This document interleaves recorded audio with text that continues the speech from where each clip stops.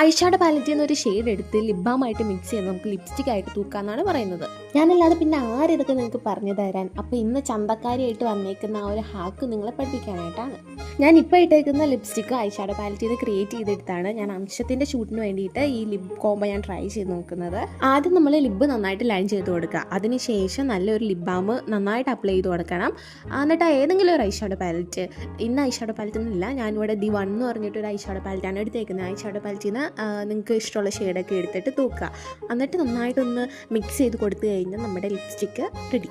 പക്ഷെ ഞാൻ വിചാരിച്ചു അതിൽ ആയില്ലടാ, എനിക്കൊരു അബദ്ധം പറ്റി. ഞാൻ ആദ്യം എടുത്ത ഷെയ്ഡല്ല രണ്ടാമത് എടുത്തത്.